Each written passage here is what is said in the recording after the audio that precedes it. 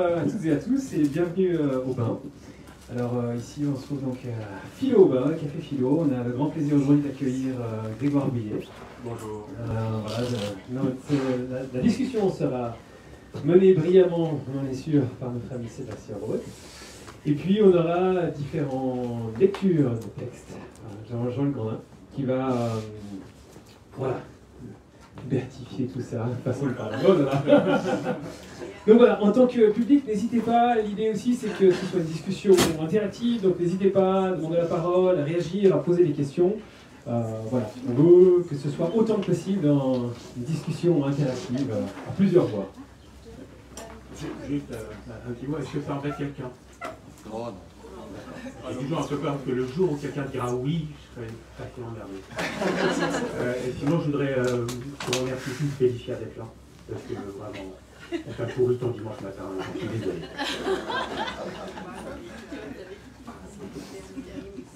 Voilà, alors bienvenue, merci d'être là. Je voulais moi aussi faire quelques remerciements avant de démarrer. Je voulais tout d'abord remercier Yann Courciot qui se trouve là, parce que c'est lui qui m'a fait découvrir l'œuvre de Grégoire Bouillet, comme d'ailleurs de nombreux textes par ailleurs. Et c'est lui qui avait organisé la précédente rencontre il y a 5 ans sur le dossier M au Rameau d'Or, et c'est là que j'avais pu rencontrer la première fois Grégoire. Donc merci, parce que c'est toi qui m'as donné aussi ce tuyau, qui m'a dit il sort un nouveau livre, etc. Et après il était embêté, il ne pouvait pas à Payot, il y avait trop d'événements déjà.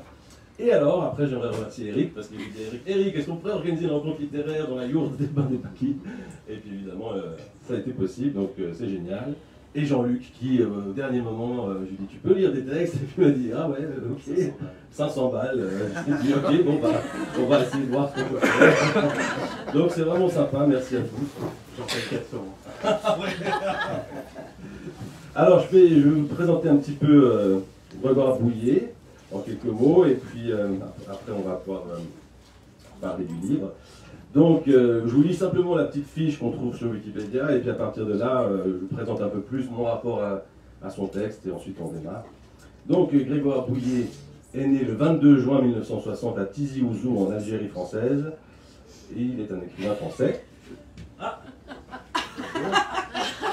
On peut retirer le caleçon aussi. Alors après de nombreuses errances et divers boulots, il devient peintre et journaliste. Ses récits autobiographiques ne contiennent ni fiction ni forme romanesque, ce qui les distingue du mouvement de l'autofiction. Influencé par Michel Léris, ses livres sont bien accueillis par la critique, il est traduit aux États-Unis, en Italie, en Espagne, en Allemagne. Bon, on reviendra là-dessus après. Au départ, les premiers romans sont des petits textes, ou les premiers récits sont des petits textes publiés chez Alia.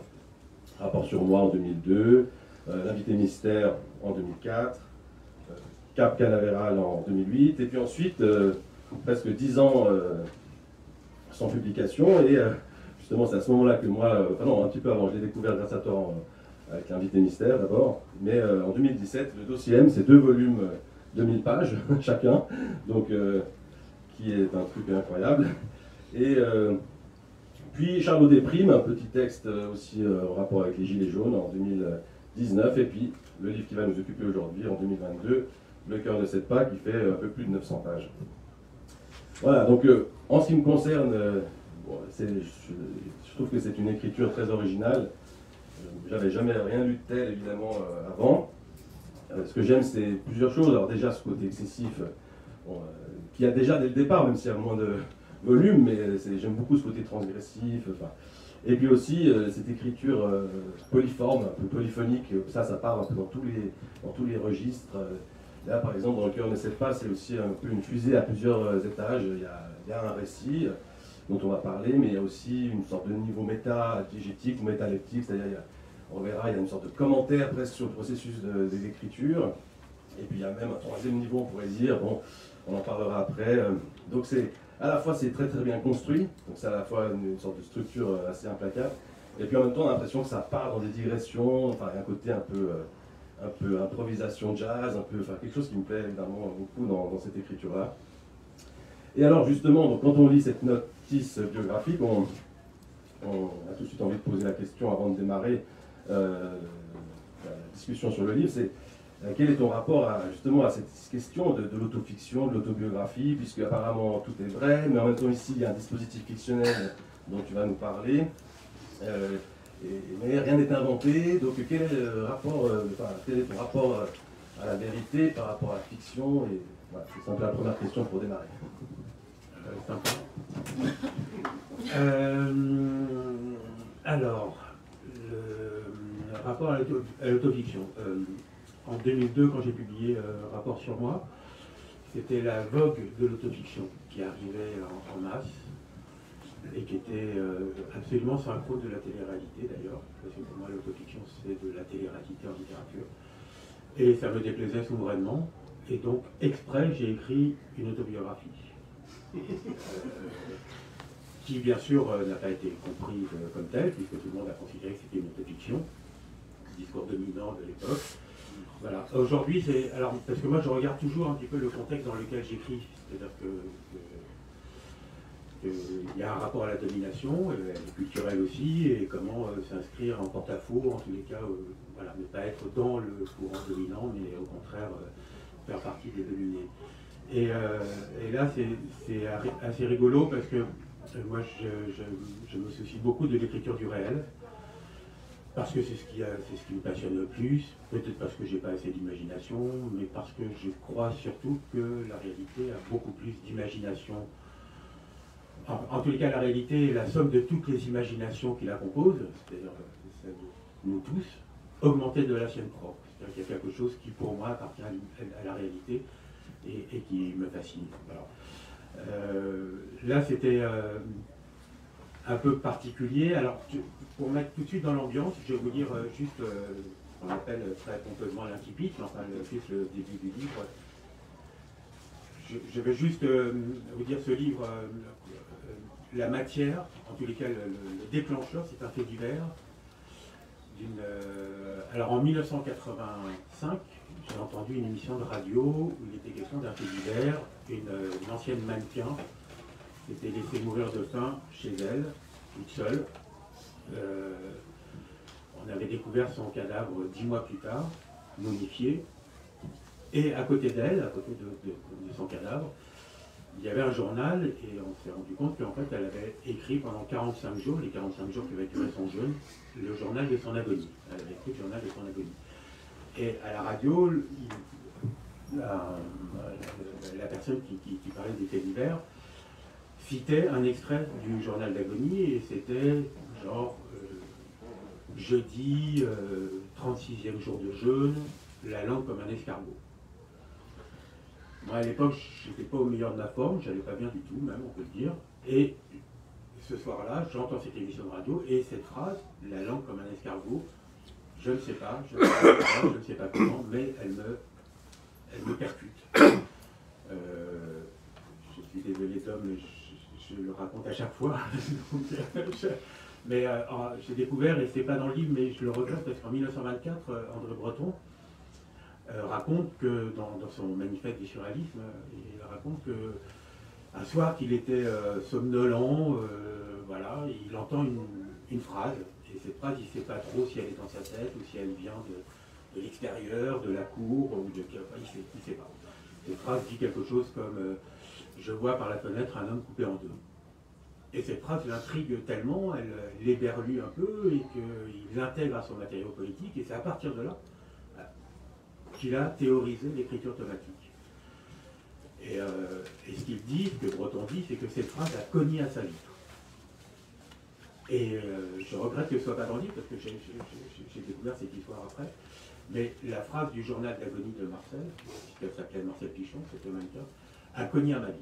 Voilà, je ne peux pas mieux dire que ça. Et je pense que l'impulsion des livres, c'est qu'il y a quelque chose qui cogne à notre vitre. Voilà. Il se trouve que, sur l'instant, je n'avais pas noté ni l'émission de radio, ni le fait divers, ni rien, juste la phrase et le contexte. Et pendant 35 ans, je suis resté avec ce fait divers, et à l'occasion, quand on parlait voilà, avec des gens de faits divers, bah, moi j'en ai un, c'est super bien, il y a une ancienne mannequin et tout ça. Et j'avais, j'imagine, le secret d'espoir que quelqu'un me dira, mais oui, j'ai entendu parler de ce fait divers, et je sais qui est cette personne. Personne ne se rappelait de ce fait divers. Jusqu'en 2017, je me retrouve à un dîner, c'était après la publication du dossier M, volume 2. Je n'étais pas au meilleur de ma forme non plus, parce qu'après avoir écrit ça, on est quand même un peu vidé, on est désœuvré, et le désœuvrement, c'est quelque chose qui est compliqué, en tout cas pour moi. Et je rencontre quelqu'un qui travaille à l'INA, et je lui parle du fait divers, il me dit, écoute, c'était une émission de radio, je peux peut-être essayer de la retrouver.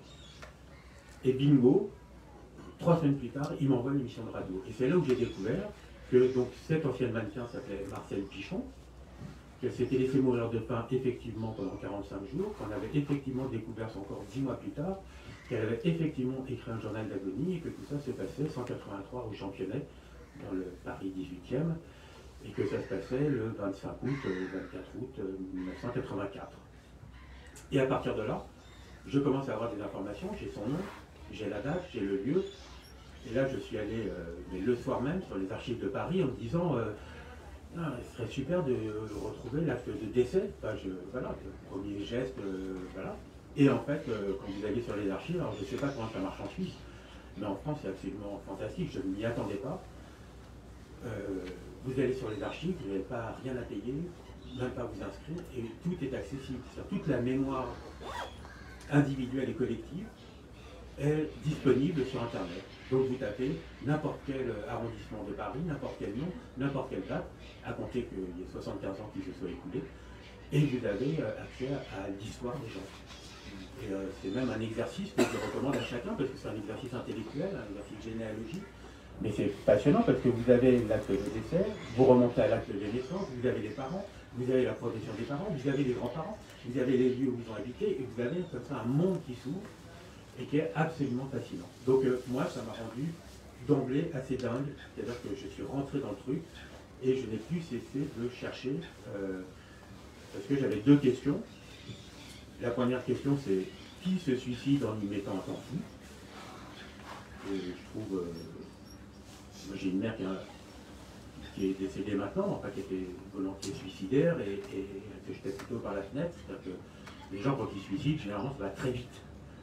Et là, cette femme, Marcel Pichon, met 45 jours à se tuer. Donc, et quand on lit un peu les extraits de son journal d'agonie, on voit que c'est une mort atroce. C'est-à-dire qu'elle s'est infligée quelque chose d'incroyablement atroce. Voilà, il n'y a pas d'autre mot, son corps se dégrade, elle souffre énormément, enfin, voilà.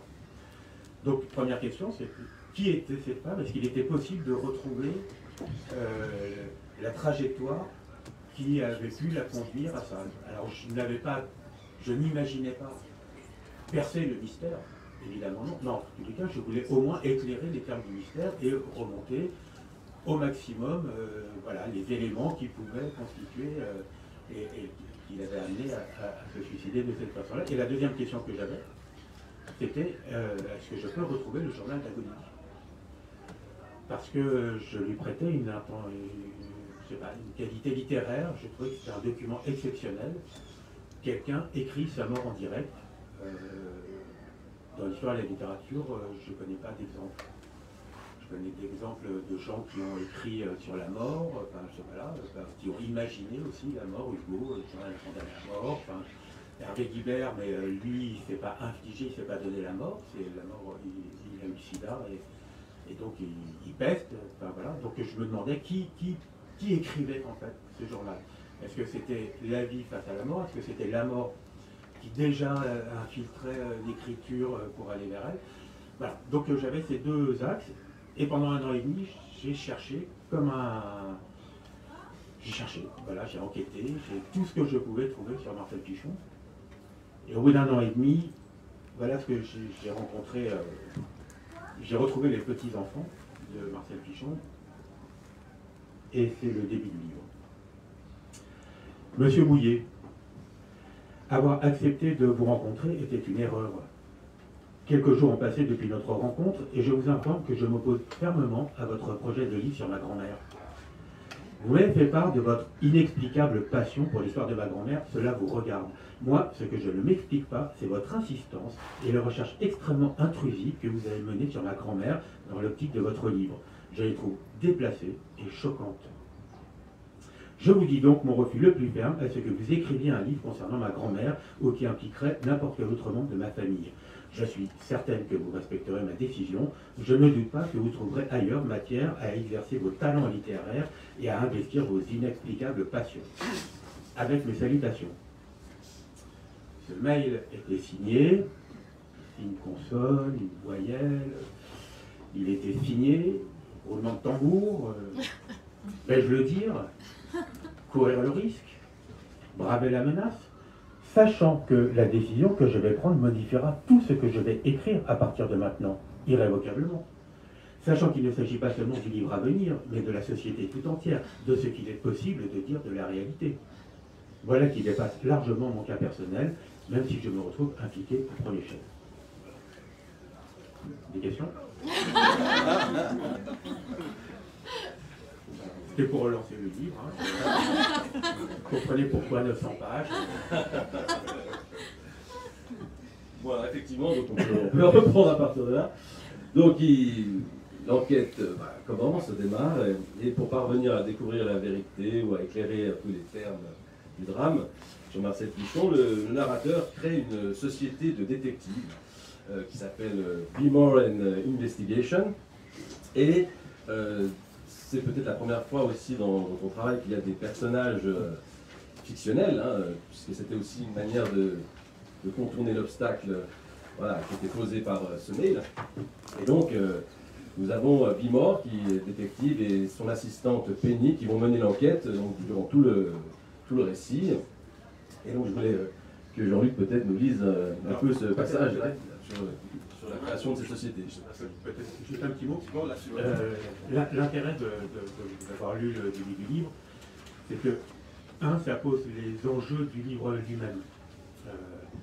Évidemment, le sujet, le contenu, en tous les cas du livre, le déclencheur du livre, c'est le fait divers. Et toute la trame narrative va consister effectivement à, retrouver le journal d'Agonie, deux, comprendre, autant que faire se peut, qui était Marcel Pichon. Mais, comme tu le disais dans ton introduction, le sujet d'un livre, c'est toujours la littérature. Ce n'est pas juste ce dont il parle.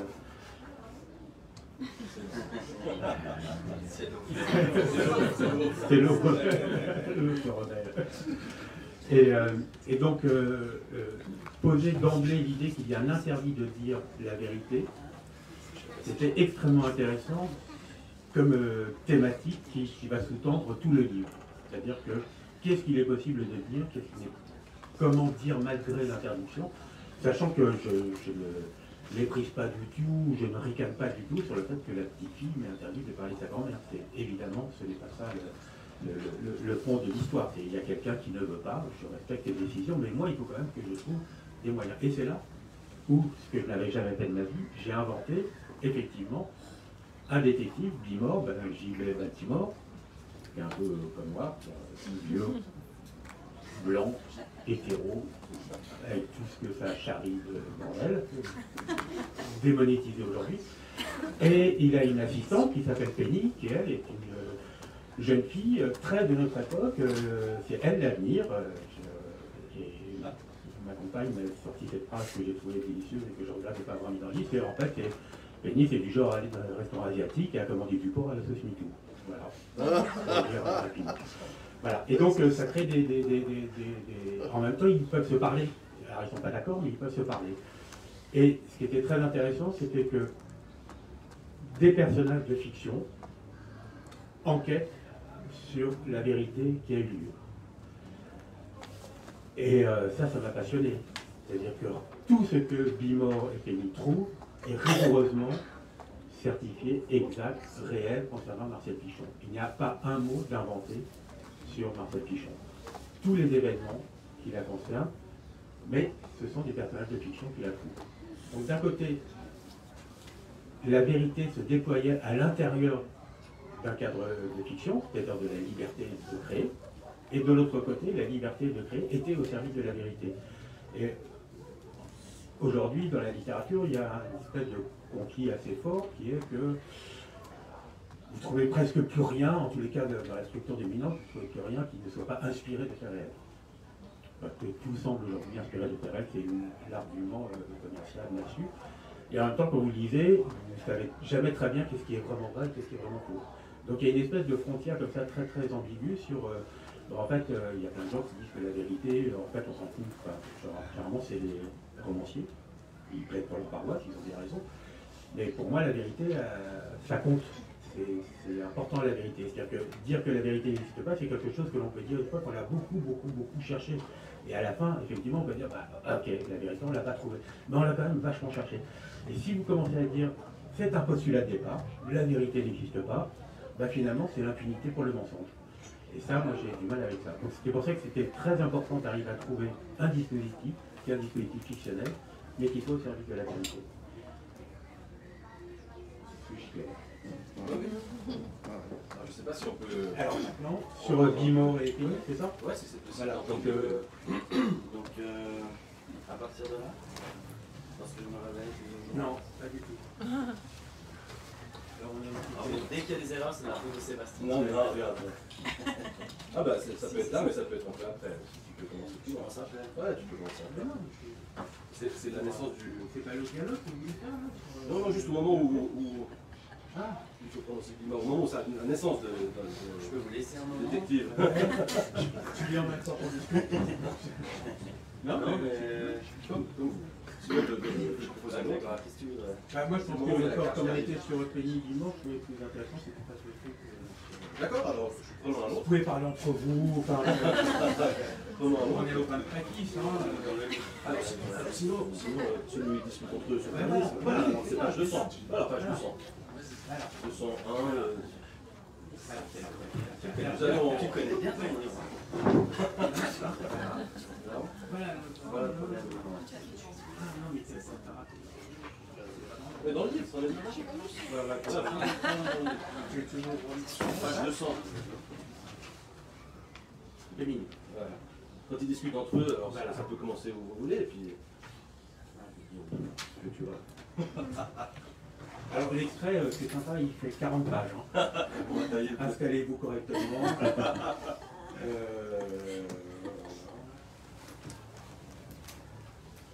Alors je juste contextualiser, et puis tu vas démarrer ici. À quoi? Voilà. C'est tout? D'accord. Et tu me diras stop quand je m'arrête. Ouais. Stop.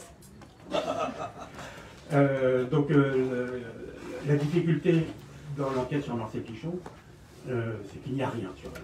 C'est-à-dire que sa mort est spectaculaire. Il y a très peu de choses sur sa biographie. Donc Pénible et Guimard ont quand même trouvé des dates, des éléments, voilà, on a retrouvé ils ont retrouvé sa tombe, enfin voilà, il y a plein de choses, mais en fait c'est quelqu'un d'absolument anonyme. C'est une vie minuscule au sens de Pierre Michon. Et parenthèse, moi j'ai adoré écrire 900 pages sur quelqu'un qui n'a absolument rien produit, qui est quelqu'un d'assez banal, enfin, et cette banalité est en fait vertigineuse. C'est-à-dire quand on se plonge dans la vie d'un individu, quel qu'il soit, et même s'il n'a pas produit des choses, s'il n'a pas été un grand acteur, une grande actrice, une star, une vedette, etc., il n'a rien produit de particulier dans l'existence. En fait, sa vie est quand même passionnante. Elle est toujours passionnante. N'importe quelle vie, voilà. N'importe quel individu est un monde en lui et tout ça. Donc, comme il n'y avait rien, à un moment donné, Penny, elle râle, parce qu'elle dit, putain, c'est sympa, Genada, lui, quand il fait des enquêtes, il a toutes les minutes des procès, il a les rapports de police, il a les témoins, il a énormément de choses. Nous, eux, Penny et Guimard, n'avaient rien, et donc Penny râle. Et Guimard lui dit, parce que c'était ça qui était intéressant, c'était qu'on pouvait dialectiser les hypothèses et l'enquête entre Penny et Guimard. Il lui dit, non, mais il va falloir quand même contacter le journaliste qui a écrit ça, etc. Donc il vient de lui donner un certain nombre de missions à faire. Ouais. C'est tout? Pour l'instant, vite. Et celle-ci fait comment? Elle claque des doigts et abracadabra? Je fais confiance à votre intelligence. Celle-ci a un corps. Ne jouez pas à la fille avec moi, Penny. Quoi? Mais c'est super misogyne ce que vous dites, Guimard. Ah bon? Vous êtes sûr? Oui. Parce que j'ai dit que je comptais sur votre intelligence? Parce que vous niez que celle-ci a un corps. Écoutez, Penny, le corps a beau être précieux, il a beau être fragile, source de joie ou de douleur, et de tout ce que vous voulez. Il n'est pas sacré. Il ne peut donc pas être profané. Il finira bouffé par les vers. À la fin, c'est lui qui a notre peau, et personne d'autre. Marcel l'avait bien compris. N'importe quoi. Vous ne savez pas ce que vous dites. Penny, je n'ai aucun doute sur le fait que votre corps vous appartient et qu'il doit vous appartenir, même si le mot appartenir sent un peu trop la propriété. Or, comme vous le savez, la propriété, c'est le vol. Mais votre intelligence, quelle intelligence de celle-ci? En prenez-vous soin? La revendiquez-vous haut et fort? Ne pensez-vous pas qu'elle soit menacée, opprimée, avilie, elle aussi? Mais si, pourtant, vous ne manifestez pas dans les rues en criant « Libérez mon intelligence! Respectez mes neurones! Mes synapses m'appartiennent !» Vous défendez votre corps et seulement lui. Cet acquis est misogyne. Comme les hommes, vous ramenez tout au corps de la femme et ce faisant, vous insultez votre intelligence. Vous la jugez quantité négligeable, tandis que votre corps, vous n'avez que ce mot à la bouche. Mon corps, mon corps, mon corps. À croire que vous n'avez que lui dans la vie. Vous faites de la provoque, Bimor, c'est ça? Il est vrai que le corps est un marché très lucratif. Ce n'est pas comme s'il existait des soins pour être moins débile. Des laits nourrissant l'intelligence, des crèmes dopant l'âme. Les femmes n'ont pas d'âme, Bimor, c'est bien connu. CQFD. Tout insulte aujourd'hui notre intelligence, la vôtre comme la mienne. C'est cela qui distingue notre époque. Cela, sa poésie. Je dirais même plus. Nous vivons des temps grimbaldiens, puisque tout le monde juge aujourd'hui sacré le désordre de son esprit. Pour se sentir exister, n'importe qui peut trouver une grande et noble cause à défendre et infuser en elle toute sa petitesse. Cela dont je me méfie, Penny. Pouvons-nous maintenant nous remettre au travail, please? Voilà, ça dure 40 pages. Voilà. Alors donc toute cette enquête a le temps. Si vous avez des commentaires, hein, Ah oui, alors n'hésitez. des gens que ça crie. Je vais comprendre. Oui. Non, ça fait du bien. Ah, merci. Ok. Voilà, donc toute cette enquête se déroule dans un contexte aussi de confinement. Et donc ça c'est assez amusant parce que il y a un couvre-feu, il y a toutes les restrictions sanitaires à Paris. Et là il y a il y a une réflexion aussi dans le texte parce qu'il s'agit d'enquêter dans ce contexte-là pour trouver des informations, mais d'aller un peu au-delà de ce que les journaux ont pu dire sur Marcel Pichon. Donc il faut faire un travail littéraire, d'analyser le fait humain derrière le fait social, etc. Et en même temps c'est compliqué, donc il y a un certain nombre d'obstacles. Le narrateur à un moment donné prend son scooter, je crois que c'est un scooter, je ne sais plus, là, à un moment donné, le narrateur part dans les rues de Paris, brave le couvre-feu, il y a même un jeu un peu d'échapper à la police, d'aller taguer les murs, bref. Et puis à un moment donné, il y a... je pose la question... c'est quand ils vont mettre les pochoirs, c'est les pochoirs. Mais oui, voilà, les pochoirs. Et puis, il y a une réflexion sur le rapport entre les virus et la société, c'est-à-dire le contexte social dans lequel ce virus émerge et puis produit ses effets. Alors je voulais peut-être te demander d'expliquer un peu quel rapport tu pouvais établir justement entre ce qui se passe là, ce qui se passait là avec le Covid et puis le contexte social dans lequel on est, etc. Par rapport ici. Alors en fait, quand j'écris, en fait, c'est un espace qui s'ouvre, un espace très particulier où ma vie devient très intense, parce que j'ai quelque chose à faire. Voilà, sur Terre, d'un seul coup, j'ai quelque chose à faire. J'ai à écrire ce bouquin. C'est peut-être pour ça que, je me dis ça maintenant, mais que ça prend 900 pages, parce que je tiens à ce que cette intensité-là de vie, c'est-à-dire que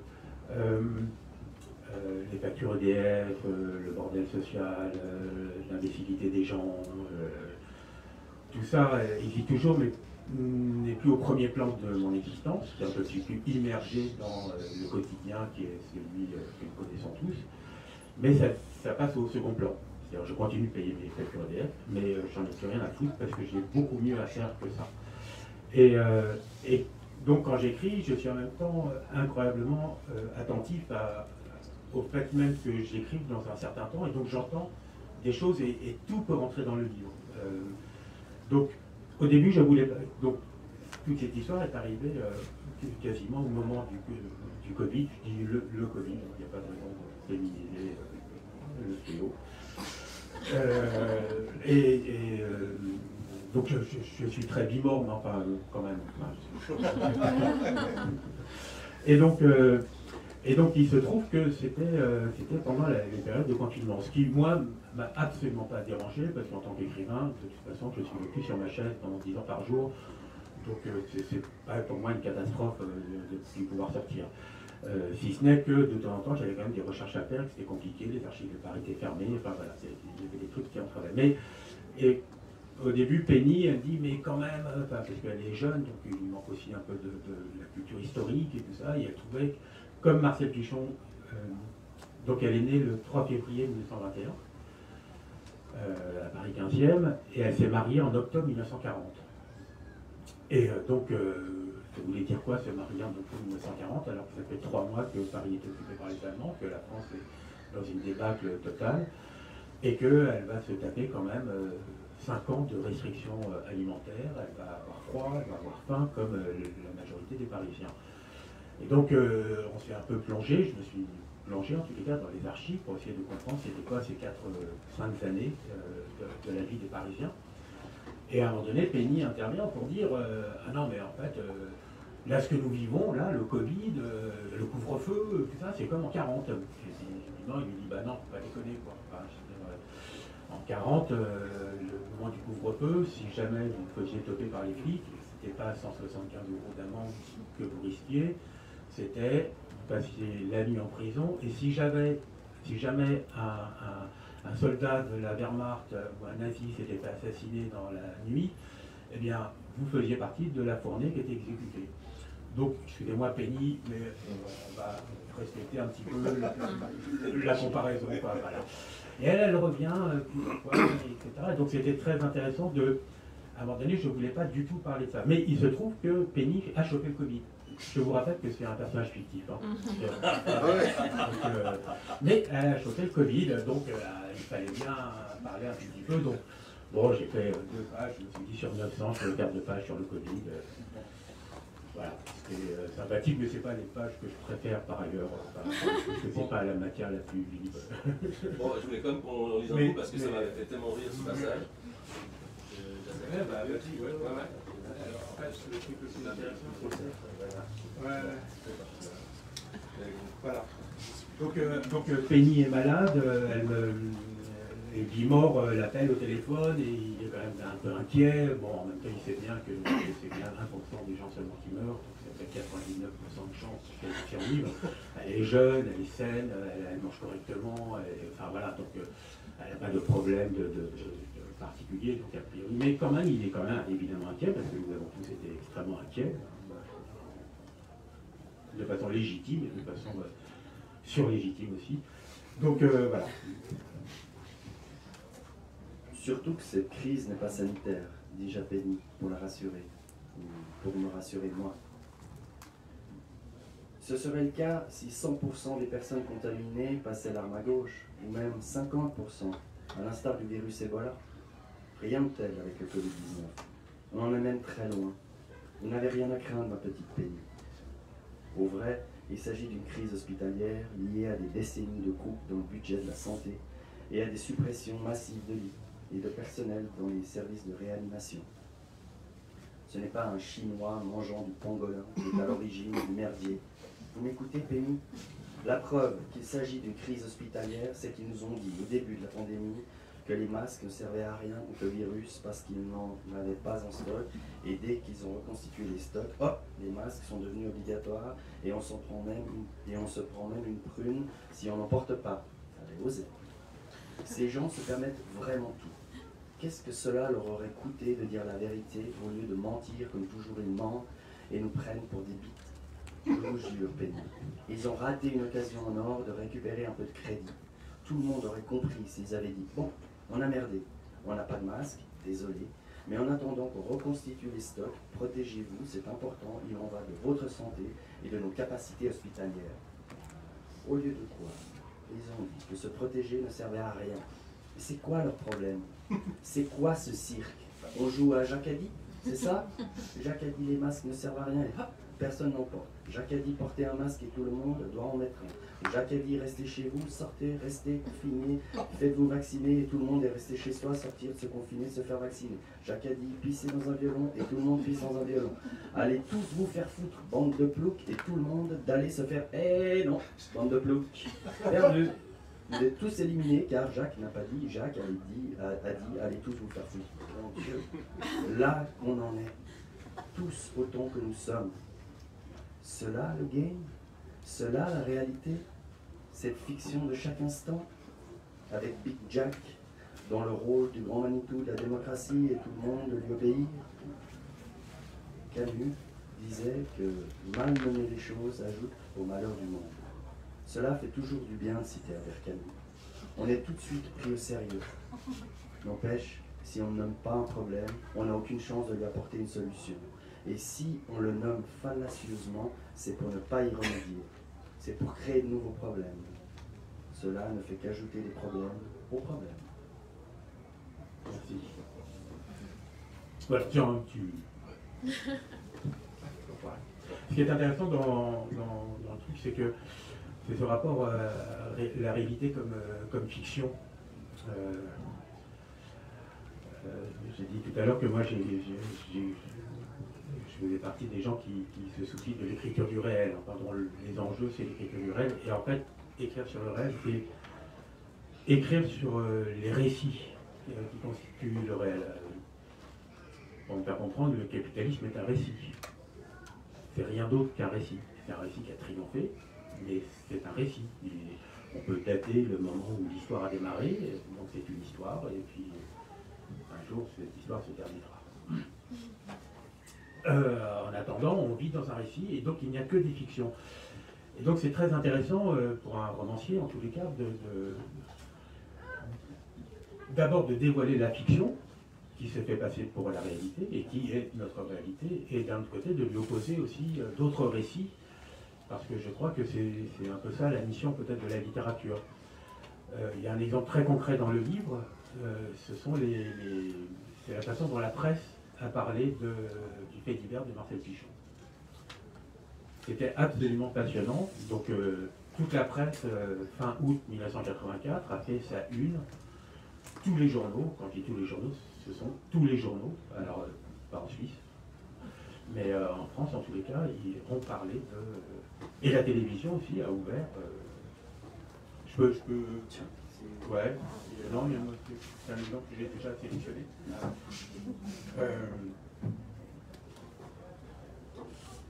La façon dont la presse a eu de parler de l'histoire de Marcel Pichon, c'est... Donc vous vous rappelez, l'ancienne mannequin se laisse mourir de faim, écrit son journal d'agonie et on retrouve son cadavre 10 mois plus tard. Et ce qui intéresse la presse, et quand je dis la presse, c'est à l'unanimité, c'est-à-dire qu'il n'y a pas un article qui ne livre pas ce récit-là, c'est le fait qu'on ait découvert son cadavre 10 mois plus tard. Ça les a choqués. Mais vraiment, le fait qu'une femme se laisse mourir de faim, non. Le fait qu'elle écrive en se laissant mourir de faim son agonie en direct, non, ça, ils s'en foutent. Par contre, l'indifférence dans les grandes villes, non mais vous vous rendez compte, le scoop quoi. C'est dingue. Les gens ne sont même plus capables de savoir que au 6e étage dans leur immeuble, il y a quelqu'un, tiens, ils ne l'ont pas vu depuis 3 mois, et alors, quand même, c'est un peu de leur faute quand même. Si Marcel Pichon, c'est mourir de faim. C'est un peu de leur faute, c'est un peu de notre faute à nous, quoi. Voilà. Et moi, j'ai pas de problème avec ça si, je sais pas, l'Humanité, Libération, François ou Parisien, voilà, une rédaction s'était dit, nous, ce qui nous choque quand même, c'est qu'on les retrouvait 10 mois plus tard. Quoi. Et puis un autre journal aurait dit, bah non, ce qui nous choque, c'est quand même qu'une femme, c'est l'ancienne mannequin, c'est le preneur de faim, là, il y a matière à parler de ça, enfin, il y a matière à papier, quoi. Et puis quelqu'un d'autre, un autre journal aurait dit, non, bah non, c'est quand même écrire son agonie, c'est quand même dingue ce truc. Eh ben non. Donc là, on voit que, à chaque fois, alors je le dis, hein, enfin, je le dis à chaque fois que je parle de ça, mais évidemment, je suis pour un monde avec des journalistes. Je ne me fasse pas dire, non mais, qu'on ne me fasse pas dire ce que je ne dis pas. Évidemment, je ne peux pas être en Chine, je ne peux pas être en Russie, je ne veux pas être dans une dictature oligarchique assumée comme telle. Voilà. Ça n'empêche que la presse, qui est quand même le seul moyen qui nous permet de savoir ce qui se passe au-delà de notre rue, de notre immeuble, de notre quartier. C'est-à-dire que grâce aux journaux, on sait ce qui se passe, je ne sais pas, en Birmanie, au Rwanda, enfin, je sais pas, on a accès au monde. Et la difficulté, c'est on a accès à quoi exactement? Voilà, c'est ça le problème. Et donc, je vais vous dire juste la télévision n'est pas en reste. À midi, le samedi 24 août 1985, le journal d'Antenne 2 décide carrément d'ouvrir les actualités du jour, j'allais dire les hostilités, avec la mort de Marcel Pichon. Noël, ma mère, est à la manœuvre. Un grand moment de journalisme. Je le cite. Dans son quartier, le 18e arrondissement de Paris, alors je suis incapable d'imiter Daniel Bilalian. Je vous pardonnerai. Il faut le voir pour de vrai. Parce qu'il est bien meilleur que moi. Dans son quartier, le 18e arrondissement de Paris, on l'appelait la petite dame aux cheveux gris. Marcel Pichon vivait seule dans son studio au milieu d'un immeuble de 7 étages. Elle avait 64 ans. Elle vivait certainement dans le souvenir de l'époque heureuse où elle avait été mannequin chez Jacques Fatt, le grand couturier. La petite dame aux cheveux gris était abandonnée de tous et ne supportait plus cette vie de chien. Elle décida alors de se laisser mourir en écrivant jour par jour son agonie. Sa dernière note date du 6 novembre 1984, date probable de sa mort. Et pendant 10 mois, oui, je vous dis bien, pendant 10 mois, personne ne s'apercevra de cette disparition. Après 10 mois d'indifférence, on a retrouvé hier matin le corps momifié de Marcel Pichon. La petite dame aux cheveux gris. Dans le quartier, on l'appelait la petite dame aux cheveux gris. Non mais sans déconner. Alors que tout le monde parle d'une grande dame brune. Ce que confirment les images montrant Marcel Pichon peu avant sa mort, notamment dans le documentaire d'Anne Gaillard, dont Noël ma mère a forcément une connaissance, puisque le reportage qui suit en diffuse des extraits. Si le ridicule tuait, ce ne serait parfois pas plus mal. Que sait-il, le ma mère, d'une vie de chien? C'est quoi sa vie de journaliste à lui? Voilà. Alors après, on peut parler aussi de Daniel Bilalian, et puis de Pierre Bellemare. Voilà. Et tous, voilà. Donc en fait, le problème, j'ai un peu réfléchi à c'est quoi. Enfin, pourquoi? Enfin, Pierre, il y a plein d'exemples. Hein. Dans le journal d'agonie de Marcel, elle écrit à un moment donné, donc je ne sais plus quelle est la date, elle a dit pour un bol de bouillon, une tranche de pastèque, un citron, on vendrait son âme. Et alors Le Monde et le Parisien libéré ont écrit pour un bol de bouillon, pour une tranche de melon, pour une orange.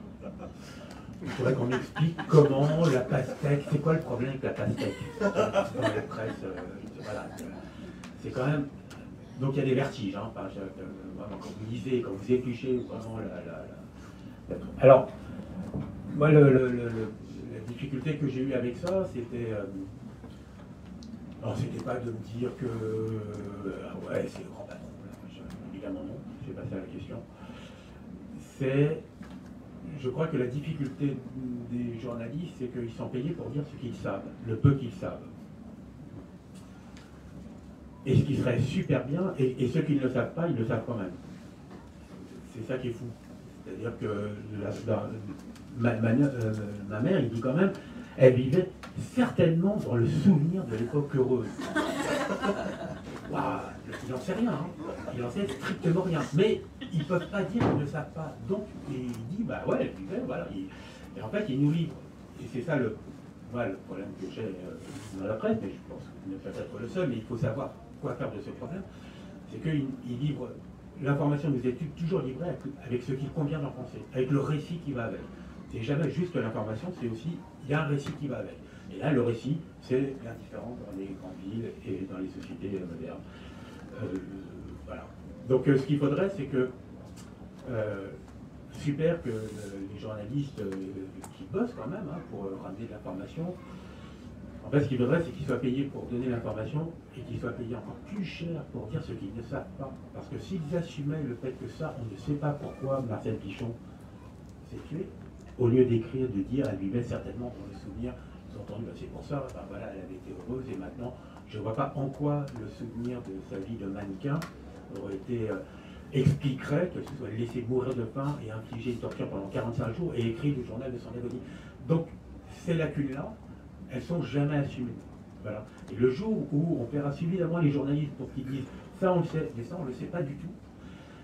Et alors dans le livre, il y a une petite métaphore qui est assez rigolote, c'est-à-dire que les astrophysiciens, ils sont quand même vachement plus honnêtes, parce que il n'y a que 10% de la lumière de l'univers qui nous parviennent, et que l'on peut capter, que les astrophysiciens peuvent capter. Donc eux savent que de l'univers, ils ne connaissent que 10%.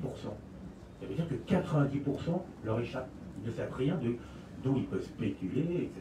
La matière noire, la matière sombre, etc. Mais ils savent qu'ils ignorent 90% et ils ne peuvent pas parler de l'univers sans oublier qu'ils ignorent 90%. Ben, moi, mon sentiment, c'était, la presse a certainement perçu de la lumière noire de Marcel Pichon 10%, mais elle ne dit pas qu'il y a 90%, ils ne savent pas. Et je pense que le monde se portera mieux le jour où les journalistes diront, bah là, il y a 90% du bordel, on ne sait pas. Voilà, et d'arriver à l'assumer.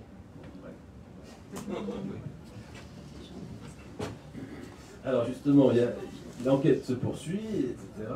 Et on parlait de surréalisme tout à l'heure avec André Breton. Il y a une succession de hasards objectifs, ou je ne sais pas comment les nommer, qui vont ponctuer cette enquête. Aucune piste n'est négligée, etc.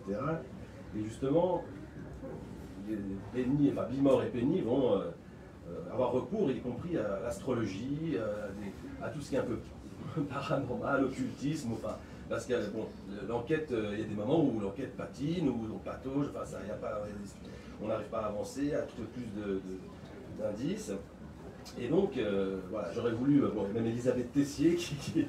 je voulais juste un peu parler de cet aspect totalement fou à un moment donné. Non, mais d'abord, alors, la Bimor, enfin Penny et Bimor sont employés par Grégoire Bouillet, donc c'est lui qui paye. Et en fait, cette agence de détective ne se refuse rien. Alors, parce que la difficulté, elle était de deux ordres. La première, c'est il y a très peu de choses. Alors, ok, Penny et Bimor ont réussi à découvrir que Marcel avait été marié 2 fois, elle avait divorcé 2 fois. Ils ont réussi à faire parler des documents administratifs en dehors de toute légalité, c'est-à-dire notamment l'acte de divorce, pour découvrir que le deuxième mari de Marcel Pichon était vraiment... Je ne devrais pas le savoir, il a dit mort, l'investigation ne devrait pas le savoir, mais en tous les cas, ils ont réussi, en jouant sur des paramétrages de logiciels d'image, à découvrir qu'en fait, le deuxième mari de Marcel Pichon la tabassait. Donc j'attends qu'on me fasse un procès là-dessus. Je voudrais voir ça. Et d'un autre côté, ici, nous tous, nous avons bien conscience que si on devait parler de nous, nous ne serions pas réductibles à date de naissance, lieu de naissance, date de mariage, du premier enfant, du deuxième enfant, divorce, maladie, etc. Enfin, les dates, ce que nous sommes n'est pas réductible à des dates, même à notre biographie, même à notre sociologie, même à notre anthropologie. Il y a quelque chose qui s'appelle la vie intérieure et qui fait que chacun d'entre nous est absolument unique au-delà de ces paramètres sociologiques, historiques, nationaux. Voilà. Donc, comment approcher l'intériorité de Marcel Pichon? Et alors, c'est là où Penny arrive et dit, mais écoutez, Bimor, on a quand même une page, parce que j'ai oublié de dire que lorsqu'on a découvert le corps de Marcel Pichon, les flics ont appelé leurs copains de Paris Match et de François. Les journalistes sont arrivés, et puis ils ont volé 2 photos, et puis ils ont déchiré une page du journal d'Agonie. Sympa, délicat. Bon, en même temps, moi je suis content, parce qu'au moins, comme ça, la page a été publiée, je la connais. Voilà, il y a toujours des bons et des mauvais côtés. Mais en tous les cas, il existe donc une page d'agonie. Et Penny a dit, mais si on a une page d'agonie, on a son écriture, on pourrait peut-être la soumettre à un graphologue. Parce que ce sera un moyen, là pour le coup, d'approcher un tout petit peu. Et Bimor, lui, il n'y croit pas du tout à ce que... Voilà, lui c'est un cartésien, voilà, Mais bon, peut-être qu'il y a effectivement un lien. Et puis il y a des photos de Marcel Pichon, bah, on peut aller voir un morphopsychologue. Et non, il n'y croit toujours pas, mais bon, de toute façon, il faut bien. Pourquoi pas? Voilà. Et puis évidemment, on dit bah, pourquoi pas un astrologue? Et Penny, il est super, un astrologue, génial. Là, c'est vraiment le comble, parce que vraiment, l'astrologie, c'est quand même un truc, une arnaque sans nom, quoi. Vraiment, c'est un truc qui permet de faire des récits et de parler, et voilà, mais on ne peut pas croire en l'astrologie. On peut croire à l'histoire que l'astrologie va vous raconter, et il y a les libertés, on a le droit de croire à toutes les fictions qu'on veut, mais pas au point de mettre sa main à couper en disant c'est vrai. Enfin, ça, c'est des limites quand même, voilà. Mais bah, on l'a fait, quoi. On est même allé voir une voyante. Et alors là où c'est la merde, c'est qu'ils ont dit des trucs vachement intéressants. Donc il mode hein, quand même gros sur la patate. Parce qu'il avait quand même l'intention de se dire, alors quand il dit mort c'est plutôt moi, ouais. Ok, là pour le coup, on va quand même un peu se foutre de la gueule de voilà, tous ces gens qui escroquent la détresse, les interrogations puissantes que chacun peut avoir sur lui, sa vie, son destin. Voilà, et puis il y a des gens qui arrivent et, voilà, et puis ils prennent cher en plus. D'ailleurs, Elisabeth Tessier et la voyante, autant le graphologue et la morphopsychologue ont fait ça gracieusement, ça les a enchantés. Voilà, autant ceux qui sont vraiment dans le para-para, c'est cher. Ils ont des comptes en Suisse. Ouais. Il faut. Voilà. Bon, bref. Mais voilà, là, ce qui était compliqué, c'était que. Ils ont dit des trucs qui n'étaient pas bidons du tout, quoi. Et alors, donc la Bimor était une vraie agence, c'était une véritable adresse mail. Et donc il y a plein de gens qui écrivent à Penny, à Bimor, depuis la sortie du livre. Donc je reçois, je sais pas, pour moi c'est énorme, hein, à peu près, je sais pas, 5 mails par jour. Et alors ça m'enchante parce que ce sont quand même des personnages de fiction, et de temps en temps, donc c'est Penny toujours qui répond, hein, c'est la fille, c'est normal. Mais elle râle d'ailleurs, elle dit c'est dégueulasse, pourquoi c'est moi qui dois toujours répondre, tout ça, parce que je suis la fille, c'est vraiment dégueulasse, mais ça fait partie du truc.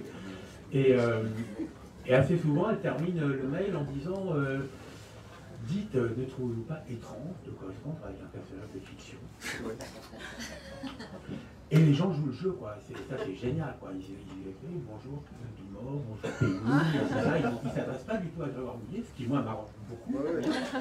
Et il y a quelqu'un qui a envoyé un mail en disant je voudrais faire appel à vos services. Bimor et l'investigation, parce que j'ai quand même un gros problème avec Elisabeth Tessier.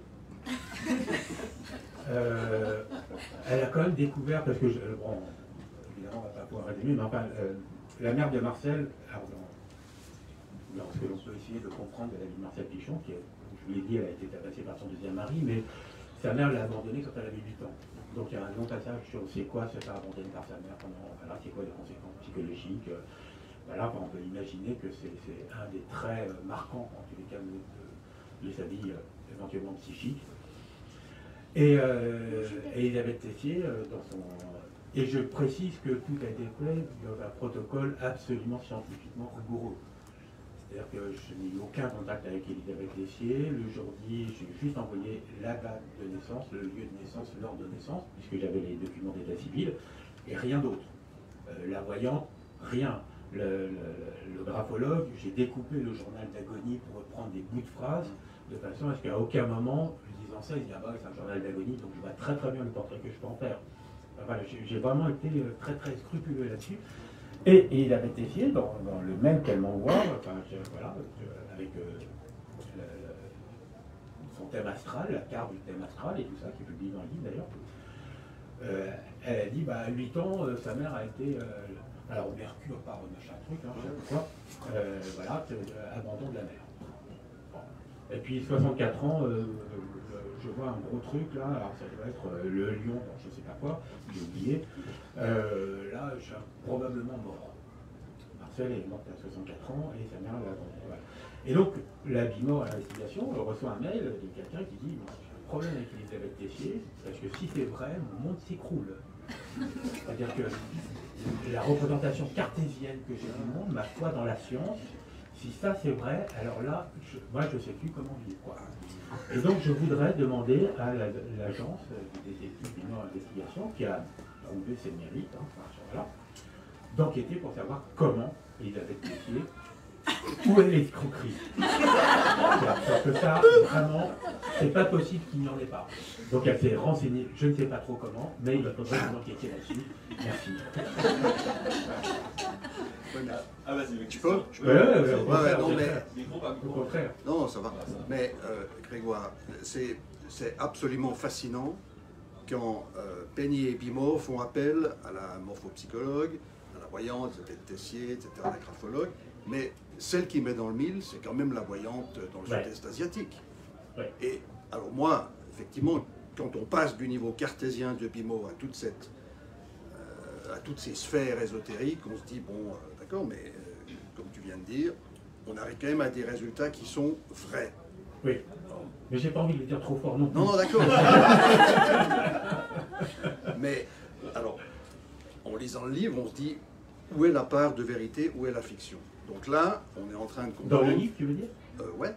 Ah bah, tout est vrai. Tout est vrai, c'est ça. Ah, c'est bah, que... ça n'a aucun sens. Si voilà. j'avais- Alors ma question, Ah c'était non, effectivement... Ça n'a aucun sens si je triche là-dessus. Voilà. Alors la voyante K, qui est dans le sud-est asiatique, Ouais. elle a vraiment Mais oui, donné ces résultats-là. mais évidemment.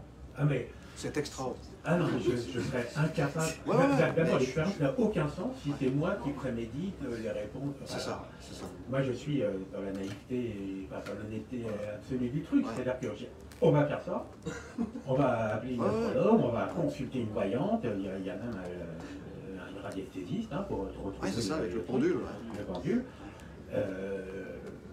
Et puis, et vraiment, j'étais persuadé que j'allais me bidonner.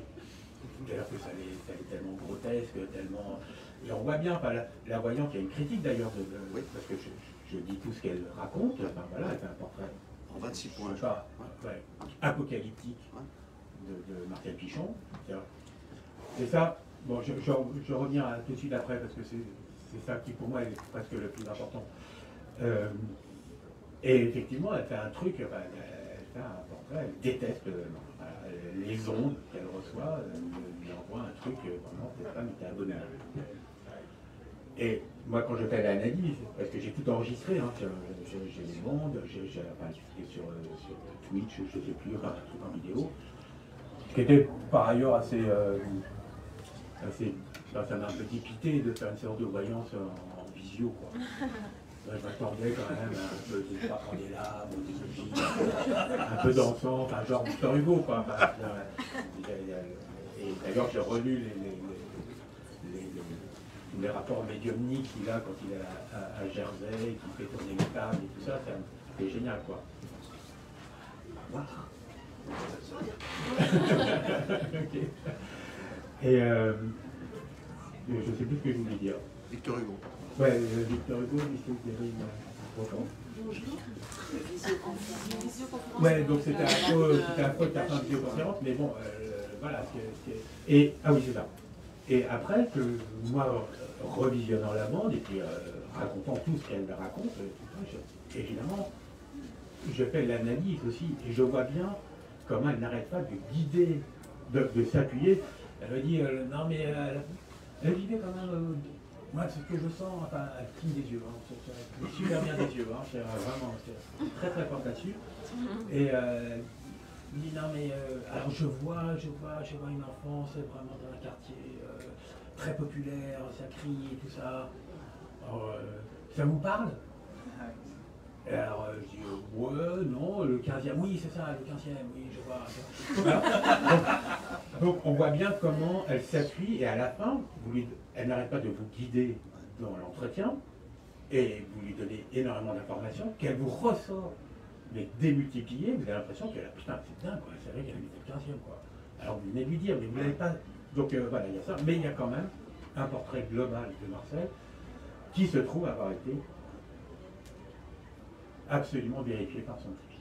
Voilà. Alors ça fait un peu mal au cul. Mais ce qui était je sais plus, il y avait un titre, d'avoir été grossier m'a troublé. C'est le matin. J'y tenais pas, ouais, c'est le matin. Ouais, il y a le truc le plus important. Ah oui, c'est ça, voilà. Évidemment, quand je pars dans cette enquête, j'ai d'abord un souci d'honnêteté, parce que je trouve que tricher sur la réalité, ça n'a strictement aucun sens. Donc je pars avec un souci d'honnêteté total pour essayer de tout ce que je vais découvrir, ben, je le prendrai pour ce que c'est, et puis quoi que ce soit. Et je pense être absolument honnête. Et il y a un moment donné, alors il va y avoir l'épisode de la voyance, mais avant l'épisode de la voyance,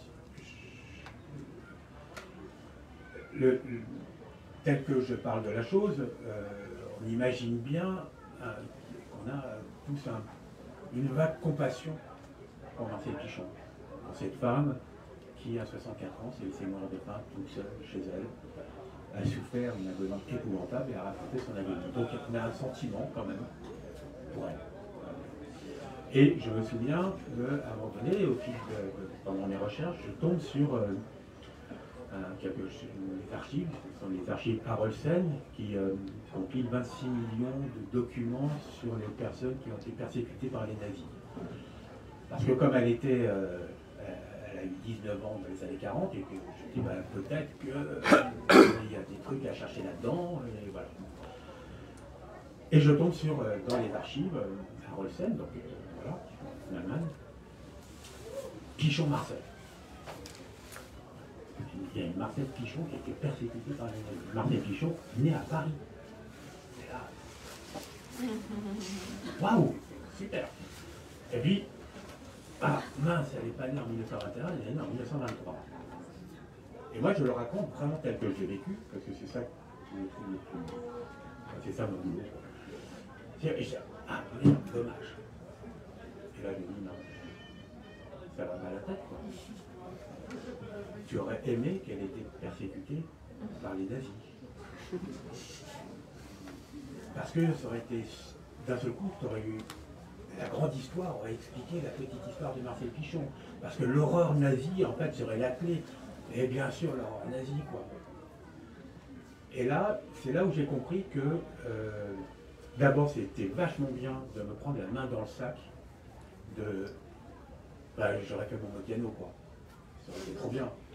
Voilà, c'est encore une victime des nazis, super. Voilà. Qui est tout le monde pris en otage. Plus personne ne peut rien dire à Marcel Pichon, puisqu'elle a été persécutée par les nazis.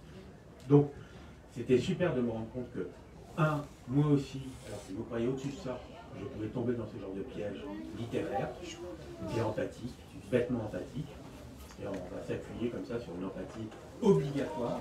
Voilà. Donc, et d'un autre côté, de me dire, bah, tant mieux si elle n'a pas été. D'abord, tant mieux pour elle.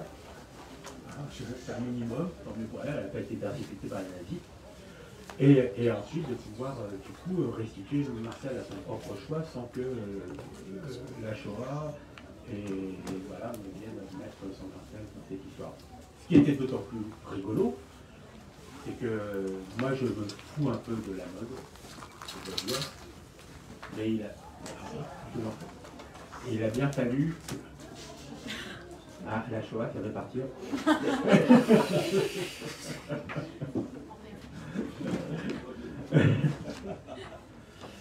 Ce qui était. Et donc,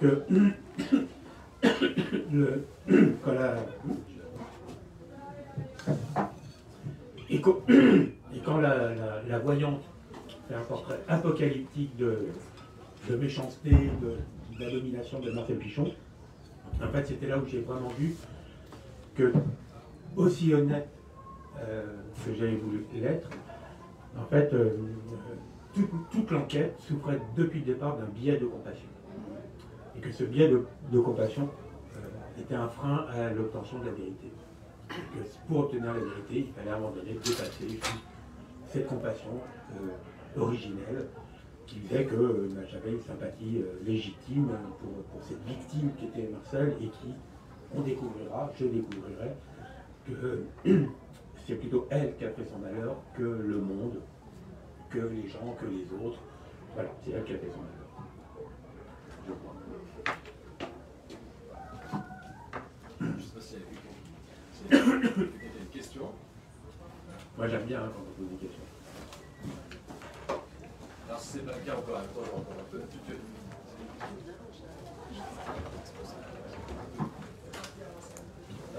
Non, le biais de compassion, en fait, c'est un peu face à Marcel Pichon, c'est en fait, enfin, si on réfléchit en fait que le sujet, ça reste la littérature, en fait, c'est un syndrome de lecteur.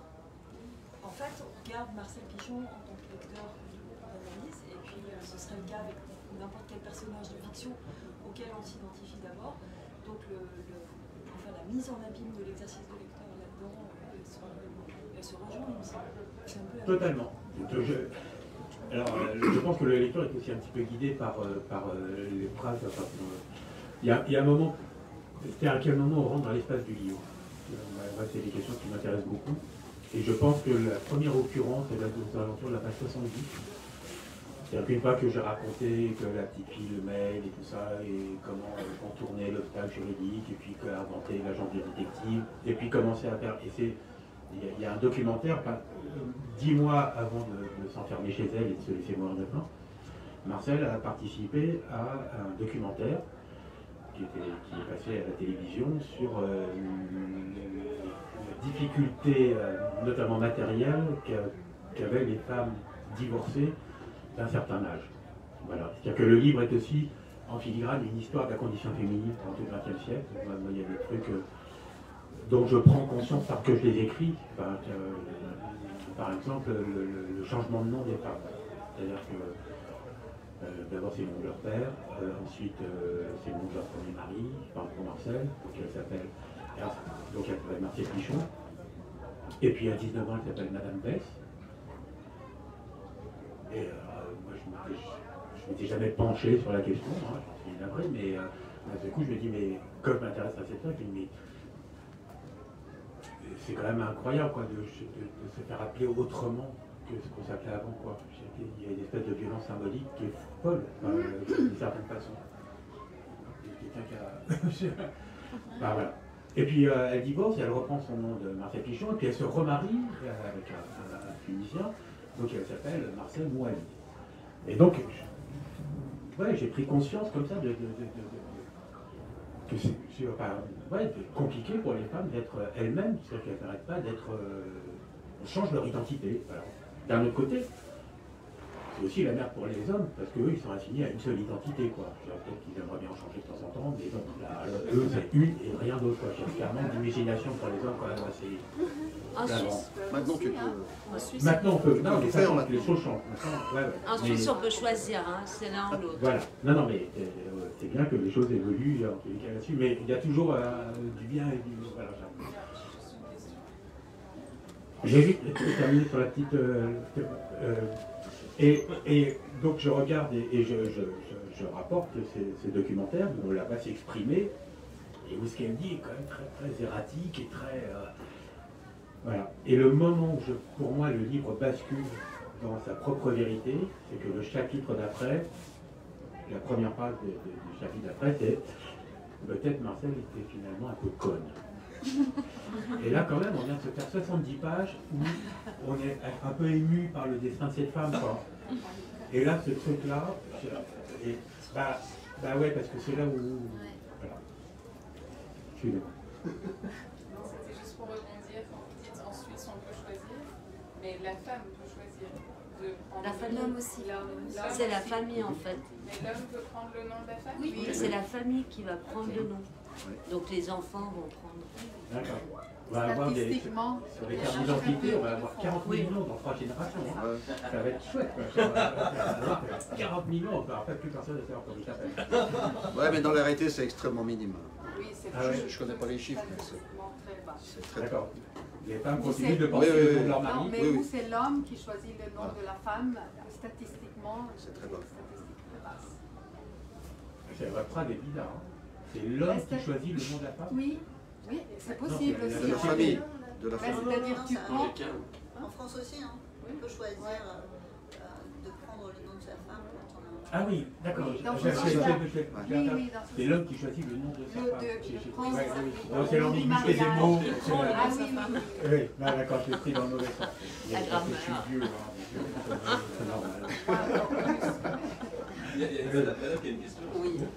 D'abord, c'était sur l'empathie. C'est curieux parce que moi, j'ai pas eu du tout d'empathie par rapport quand j'ai lu avant de venir.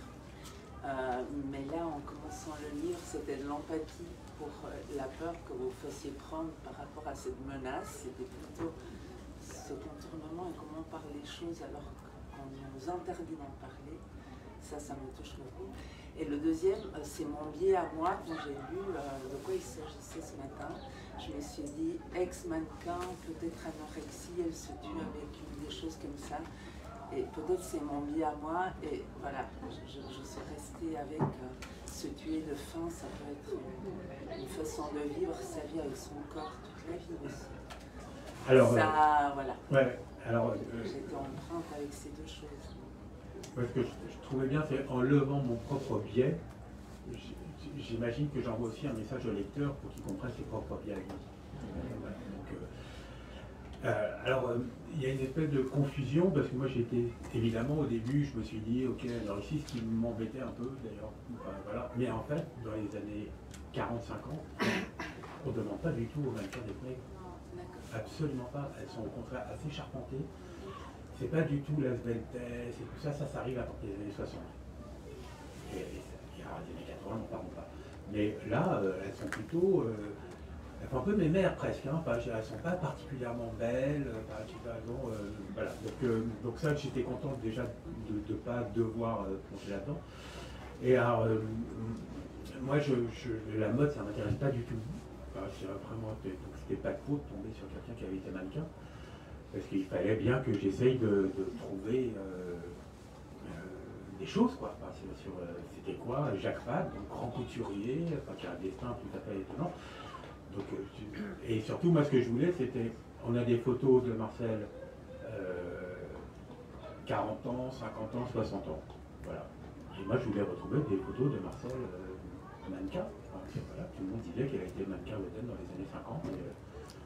Et je vous jure, j'ai passé des nuits, des journées, vraiment j'ai cherché tout ce qu'il était possible de trouver. Donc je suis allé consulter le dossier Jacques Fat au musée des arts décoratifs qui est Galliera, qui est le musée là. Donc il y a un dossier. Et moi je cherchais une Marcel, voilà, il n'y a aucune Marcel. Alors l'un des trucs qui là en tant qu'écrivain m'en a fait jubiler, c'était que quand j'ai découvert, dans un article, notamment dans Paris Match, que elle s'appelait Marcel Pichon, mais son nom de mannequin c'était Florence. Et là d'un seul coup c'était l'arrivée d'un nouveau personnage. C'est-à-dire que génial, j'ai pas que Marcel Pichon, j'ai Florence aussi. Alors elle a dit Florence et tout ça. Bon, après ça va se révéler très fructueux en fait, ce dédoublement de personnalité. Et je trouvais rien. Et dans le dossier Jacques Fat qui est conservé au musée de la mode, je tombe sur une chemise rouge marquée confidentielle. Accessible, alors, je ne sais pas si moi j'ai eu un passe-droit parce que je suis écrivain, je fais des enquêtes, mais le dossier est a priori accessible. Hein, enfin, voilà. Et j'ai découvert, donc là, en fait, il y avait 3 notes de la CIA qui datent de 1954, qui est juste le moment où Jacques Fat meurt de leucémie, à la porte, au moment où il est vraiment le petit prince de la mort. De la mode. Voilà. Et en fait, donc il faut savoir qu'il doit ouvrir sa maison en 1938-39 dans un sous-sol. Il déménage en 42 dans son hôtel particulier de la rue François 1er. Pendant l'occupation, son personnel passe de 50 à 300. Et il devient le petit prince de la mort. Jusqu'en 1954.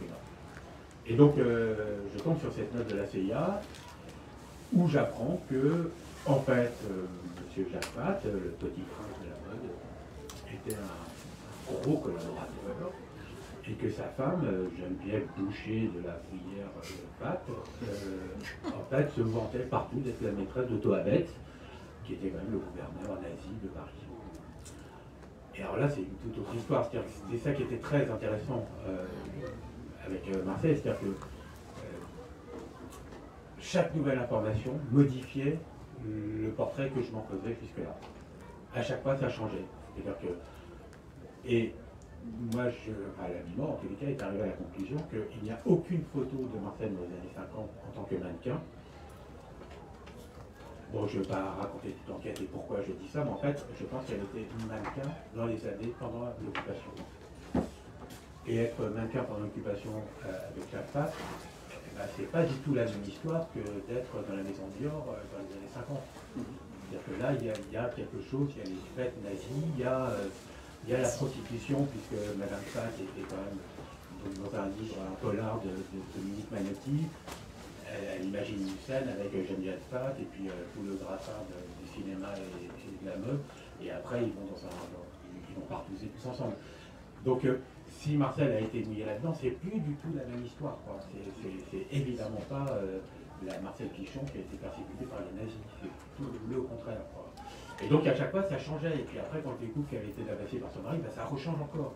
Il y a une exergue comme ça qui dit, un éclair qui dit comme une guitare dans une peinture cubiste. Voilà. Donc Marcel, c'était vraiment à chaque fois l'appréhender par plein de facettes différentes qui miroitaient les unes les autres. J'aurais voulu juste poursuivre par un autre aspect, c'est-à-dire qu'on a parlé de Marcel, et Marcel devient au fil du roman aussi un peu on a parlé des déterminismes sociaux, etc. Finalement, ça devient une sorte de miroir, enfin, par rapport au narrateur qui va finalement un petit peu enquêter sur lui-même aussi. Finalement, on retrouve cette notion un peu d'autobiographie dont on était parti. Il y a une notion, alors je ne vais pas du tout révéler à la fin, parce que le narrateur finalement va aussi enquêter sur lui-même, donc je ne dis rien. Mais il y a une notion que j'aime beaucoup, et j'aimerais entendre un dernier extrait en tout cas, c'est le fameux passage sur l'oiseau bleu, parce que l'oiseau bleu, c'est une notion que j'ai beaucoup aimée, où finalement le narrateur dit qu'il y a des gens qui ont l'oiseau bleu, une sorte de corde lyrique, une sorte de, je sais pas, de feu intérieur, je ne sais pas comment l'appeler, et qui justement cette intériorité dont on parle, qui échappe aux déterminismes sociaux, mais c'est aussi ceux qui sont peut-être qui ne sont pas complètement éteints, enfin, il y a quelque chose qui se passe en eux. Alors peut-être on pourrait entendre le texte et puis ensuite tu nous en parles un peu, ouais. On le sait, les déterminismes sociaux, là où on est, ici dans la soie, ailleurs dans la dèche, pèsent fortement sur le destin des individus. Ils les assignent à une vie, à un corps, à des croyances, à des goûts et à des mentalités, à des comportements, et même à des maladies, à des destins. Mais il y a en chacun de nous, peut-être pas chez tout le monde, mais chez certains individus, un désir, une force, un rire, une vitalité, une légèreté, un je ne sais quoi, un presque rien, qui fait qu'ils ne restituent pas la totalité de leur conditionnement. Sartre appelait cette force la liberté. J'appelle cette force la joie de vivre. Non la joie de vivre du ravi de la crèche, non la joie de vivre du bon vivant qui rote et qui pète. Je parle de la joie de vivre qui sait la saloperie sociale et qui sait le tragique de l'existence et, cependant, sa joie de vivre demeure. Elle est plus puissante que la souffrance, plus puissante que la colère. Je parle de la joie de vivre qui est parfois chagrine, parfois ivre, mais toujours irrésistible, toujours pleine d'allégresse, à la fois consubstantielle et incommensurable, la vitalité même. Je parle de la joie de vivre qui s'oppose à la tristesse dont le pouvoir a besoin pour exister, car la tristesse lui permet d'apparaître nécessaire, ce pourquoi tout est fait pour entretenir et valoriser les drames et les horreurs qui se produisent à chaque instant, alors que la joie de vivre se moque de tous les pouvoirs, puisqu'elle est partout dans son royaume. Je parle de la joie de vivre qui fait qu'un prolo peut lire Proust avec plaisir, et un fils de bonne famille se régaler de réparer un moteur de ses mains pleines de cambouis. Alors que ce n'est pas prévu, c'est même interdit. Je parle de la joie de vivre qui émancipe bien davantage que toutes les guerres de libération, car elle est ce qui, rendant libre intérieurement, rend libre donc le monde. Voilà que l'être voyage. Il fait danser les casseroles que la famille, la société et l'époque accrochent à ses petites basques, accrochent à ses basques, au lieu que ce soit elle qui le mitonne et le cuise à petit feu. Je parle de l'oiseau bleu. Et qui possède l'oiseau bleu?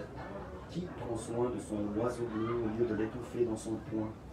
Qui préfère le voir s'envoler plutôt que de le mettre en cage? On va tout dire.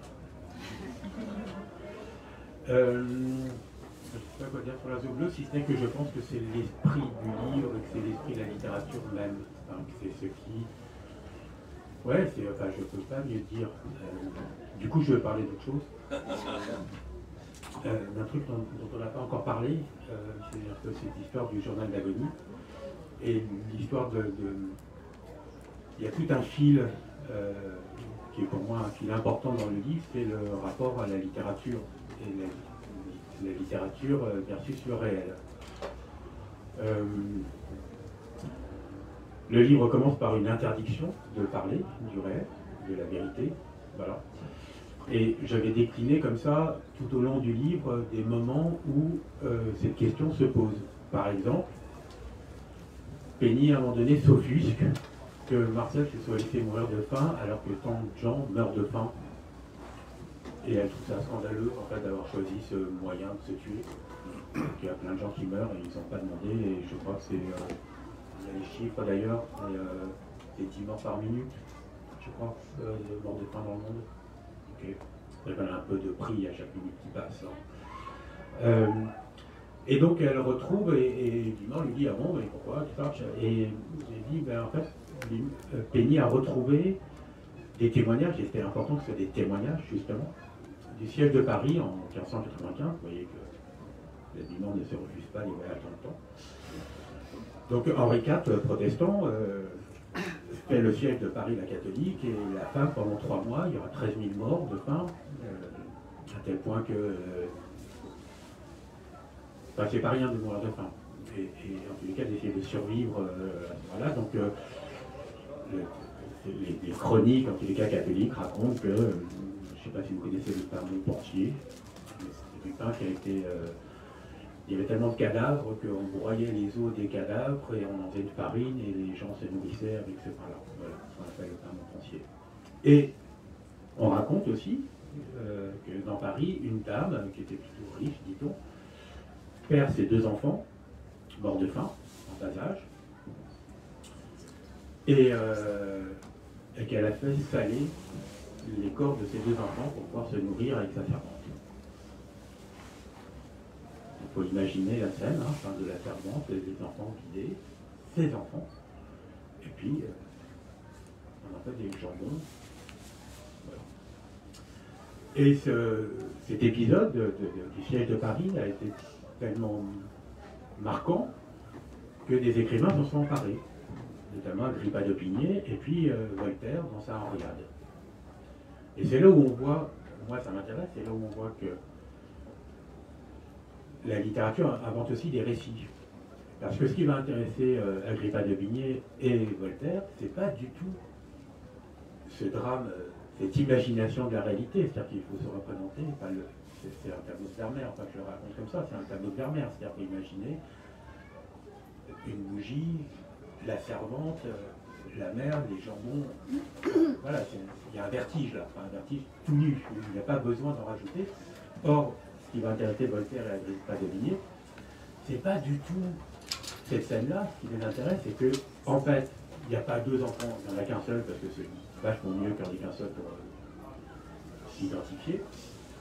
Et c'est que, surtout, c'est la mère qui a tué l'enfant, pour le manger après. Donc c'est un infanticide. Et alors là c'est vraiment la grande tragédie, n'est-ce pas? La réalité, elle peut aller se coucher, parce que ce qui est vraiment affreux, c'est que la mère, il leur rajoute Voltaire, il prend tout là 3 fois, dans le sein de son enfant, avant de le manger. C'est accablant. Enfin, moi, je trouve ça accablant. Enfin, ça dit quelque chose de la littérature. Et puis, à un autre moment, je trouve un écrivain japonais qui s'appelle Masahiko Shimada, a inventé, il a imaginé un personnage, un japonais, qui se laisse mourir de faim Et son livre, c'est le journal d'agonie de cet homme qui s'est laissé mourir de faim pendant 66 jours. Donc il y a 66 jours, et Masahiko Shimada imagine cet inconnu se laissant mourir de faim. Donc au début ça va bien, enfin, il s'est bien documenté. Il écoute à la radio du Beckett, du Mozart. Et là, Marcel, elle arrive, elle dit, alors la voix de Marcel, hein, ça va pas à la tête, quoi. Quelle est la valeur d'imaginer les souffrances que moi j'ai réellement vécues et rapportées dans mon journal? C'est quoi la valeur de ce texte comparativement à la valeur de mon texte à moi? Ça sont des questions vraiment très intéressantes, pour moi très intéressantes, et de façon générale, je crois aussi très intéressantes, c'est qu'est-ce qui différencie ce journal inventé d'une agonie d'un véritable journal d'agonie? Et le journal inventé possède évidemment quelque chose que le journal de Marcel ne possède pas. Ce quelque chose, c'est la certitude d'écrire un livre, d'être dans la sphère de la littérature, donc d'avoir tous les outils sociaux et historiques qui font que ce livre existe, parce que il a le style qui subsume absolument toute l'histoire de la littérature. Il sait qu'il écrit un livre. Donc, le livre de Shimada a quelque chose que le journal de Marcel ne possède pas. Mais le journal de Marcel a quelque chose que le livre de Shimada ne possède pas. Et ce quelque chose, et c'est là où on voit la différence, c'est que le journal de Marcel n'est pas très intéressant. Ou plutôt, il est fascinant parce qu'on sait qu'il s'est réellement laissé mourir de faim. Donc, la valeur de son texte appartient à son hors-champ. Il appartient à son auteur. Et là, il prend une dimension absolument incroyable. Alors que le livre de Shimada, on se fout complètement de savoir qui est Shimada. Le livre tient tout seul. Il existe tout seul, il n'a pas besoin de son hors-champ. Et c'est ça la grande différence.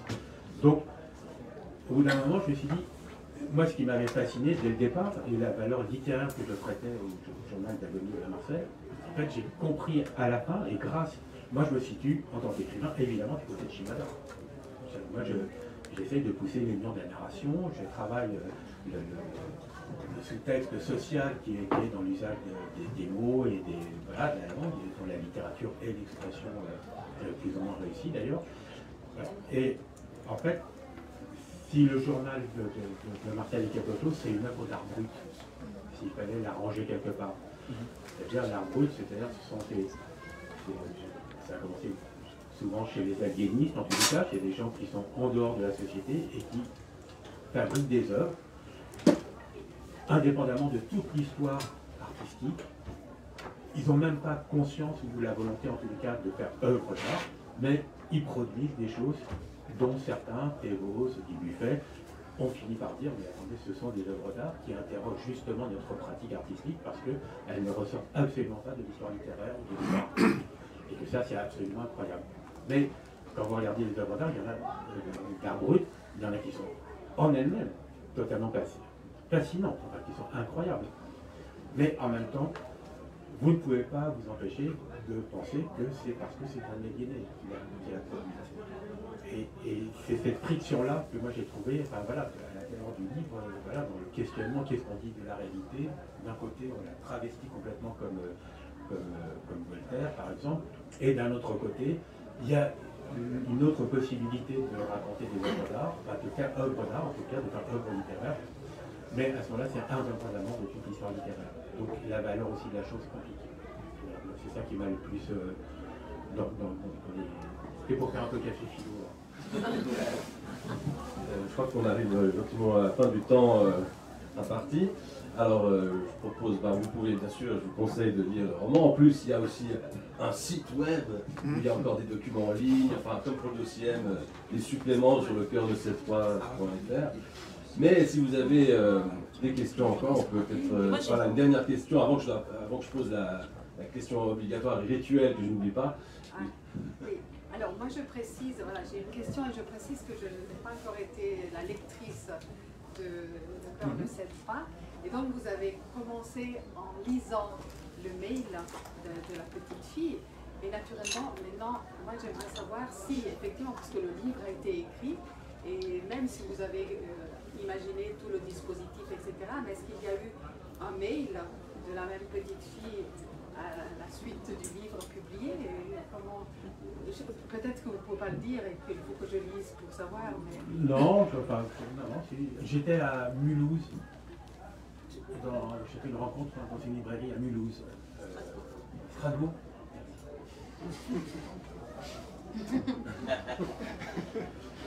Et vous savez, enfin, donc, c'est un peu comme là, bon, c'est pas comme là, mais donc elle a fait la rencontre, qui s'était bien passé et tout ça, et puis à la fin, bon, c'est dans une librairie, je rachète ou pas, enfin, je fais des dédicaces. Puis je voyais, donc il y avait un certain nombre de gens qui faisaient la queue pour faire signer leur livre et tout ça, puis je voyais au bout de la file, il y a un type qui tenait absolument à passer le dernier. Dans ce cas-là, on est toujours un peu méfiant. On dit, qu'est-ce qu'il me pose celui-là? Qu'est-ce qui... Non, mais allez-y, madame, non, je sais pas. Ok, bon. Fini par arriver, voilà, donc, jeune gars, un peu barbu, 25 ans, bon, bien. Et il se présente, il dit bonjour, je suis l'arrière-petit-fils de Marcel Pichon. Enchanté, bonjour.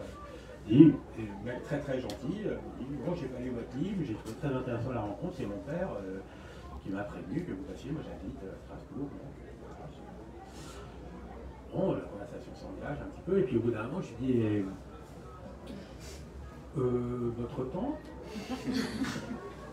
vous savez, si, des fois. Et là, très. Alors écoutez, de ce que je sais, elle l'a lu et je crois qu'elle a bien aimé. Et c'est parce que c'est ça. Pardon? Oui. Parce que en fait, et c'est ce que je dis dans le livre, en fait, si quelqu'un débarquait, un écrivain, la gueule enfarinée, pour me dire alors ça fait 1 an et demi que je travaille sur votre mère. Et voilà, qu'est-ce que vous en pensez? Eh ben, en fait, je regarderai c'est qui l'écrivain et c'est quoi ses livres. Je vais pas. Pourquoi pas? Moi j'en ai déjà parlé. Voilà. Mais en fait, je pense que la position de principe, elle est pas tenable. Je pense que c'est... on va voir le livre quoi. Et si le livre il est nul, s'il est mauvais, s'il est méchant, s'il est, je sais pas, s'il est pas bien, littérairement, éthiquement, bah à ce moment-là, ouais, peut-être que je fais un procès. Parce que si c'est un livre dégueulasse, il n'y a pas de raison quoi. Voilà. Par contre, si le livre il est à la hauteur de l'honnêteté du projet, bon, elle a bien aimé. Elle écrira peut-être un mail à Peggy. Mais le petit-fils, pour tout vous raconter, mais heureusement j'ai eu le petit-fils, lui a été, parce qu'ils sont deux, enfin les deux frères, le petit-fils a lui tout de suite été d'accord, enfin, il m'a dit non, non mais tu fais ce que tu veux, et moi il m'a dit une phrase qui m'a vraiment soulagé. Enfin, je ne sais pas dans quelle merde j'aurais été si les deux m'avaient dit non. Enfin, là, je ne sais pas, là, je ne peux pas dire. Il a dit en fait, je pense que tu as écrit le livre qu'on aurait dû écrire nous dans la maison. Mais on l'a pas fait et voilà, c'est quoi. Après, ça ne préjugeait rien de ce que j'allais dire ni découvrir. C'est-à-dire qu'il ne m'a pas mandaté pour me dire ni du bien, voilà, déjà. Et je pense qu'ils sont. Enfin, ouais, moi, je suis content qu'elle ait trouvé bien. Moi, j'avais une petite dernière question, mais quelque chose n'est pas tout à fait clair pour moi. Je précise que je n'ai pas lu le livre, alors c'est peut-être pour ça aussi. Vous parlez du rapport entre littérature et réalité, et vous dites que, par exemple, l'écrit de cet écrivain japonais sur la mort de quelqu'un qui se laisse mourir et qui est un récit de fiction est supérieur littérairement à l'écrit de votre protagoniste, enfin, qui a existé. Et vous dites en même temps au début de la rencontre que toute cette écriture du réel, etc., c'est de la télé-réalité, enfin, il faut avoir vécu, etc. L'autofiction. L'autofiction, d'accord, ok. J'ai vu pour moi l'autofiction et dans le temps, totalement synchrone, ouais. Les deux phénomènes apparaissent en même temps. Ouais, d'accord. Voilà. Je parlais de l'autofiction.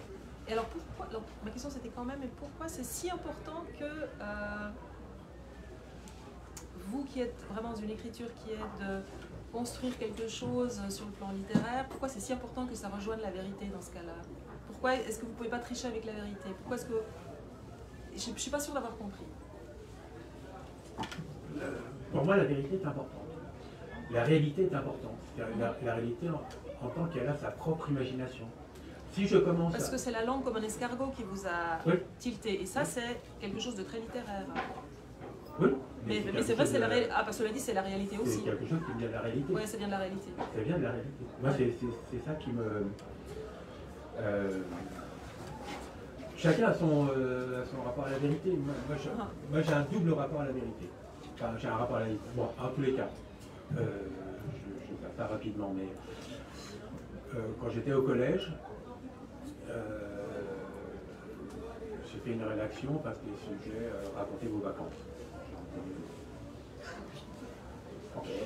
Et je fais ma rédaction, j'en parle dans le rapport sur moi d'ailleurs, et j'invente,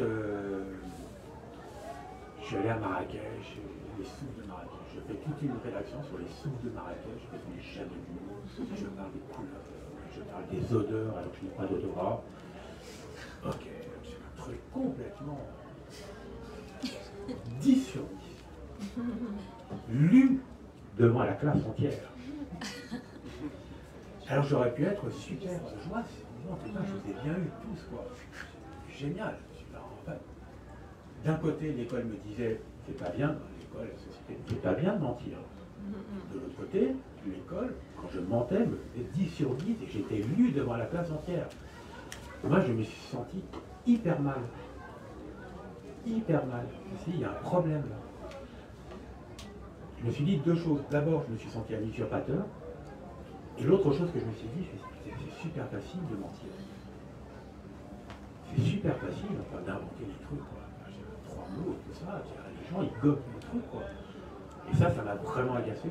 Donc, pour moi, écrire, c'est être... pour moi, j'ai un enjeu personnel de respecter la vérité. Parce que ça, c'est beaucoup plus difficile. C'est super facile hein, d'inventer. Ah, mais la mer, c'est un tableau plus simple. La mer, avec le grand coup là, tu ne sais pas avant de manger. Ouais, super. Il y a une phrase de Chesterton, qui est un auteur que j'aime beaucoup, humoriste, l'auteur Kevin Carbross, il en a fait des éducations de ça, c'est vraiment délicieux. Et lui, il avait une façon de s'en prendre aux romanciers, c'est-à-dire à ceux qui misent uniquement sur leur imagination. Il disait, il a fait rien contre les romanciers, mais il disait le problème c'est que c'est une imagination qui ne dépasse pas l'imagination d'un être humain. Et lui qui était croyant, il dit bah, ça vaut pas cher par rapport à l'imagination de Dieu. Alors moi je ne crois pas en Dieu, mais je crois en la réalité. Donc je pense que l'imagination d'un être humain, elle est quand même très en deçà d'une imagination qui est infiniment plus basse que celle de la réalité. Et chaque jour, ils en apportent des bagages comme son métier. Vous tissez les deux en fait. Oui, bien sûr, bien sûr. Parce qu'en fait, c'est ça qui est. On a oublié de dire que Penny et Bimor élucident ce qui s'est passé au championnat. C'est-à-dire qu'il y a une hypothèse absolument que moi j'approuve totalement. Je pense que personne ne trouvera mieux, mais si jamais quelqu'un avait une autre explication, je serais vraiment prêt. Mais après avoir enquêté, à la fin quand même, ils élucident ce qui s'est passé au championnat. Et alors je dis là, ça y est, j'ai perdu.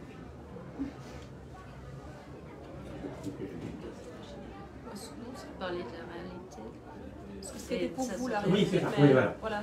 Et parce qu'en fait, comme j'ai dit tout à l'heure, la réalité est tissée de récits. Enfin, ce ne sont que des récits s'incarnant. Comme les journalistes font des récits, visiblement. Voilà, mais même structurellement. Enfin, la démocratie d'un récit, le capitalisme d'un récit, tout ça sont des récits et voilà, qui deviennent dominants et qui s'incarnent de la réalité, mais vivons dans ces récits-là. La réalité, c'est ça. Le réel, c'est beaucoup plus complexe. C'est ce qui, justement, pourrait éventuellement échapper au récit. Enfin, voilà, qui construit la réalité. Mais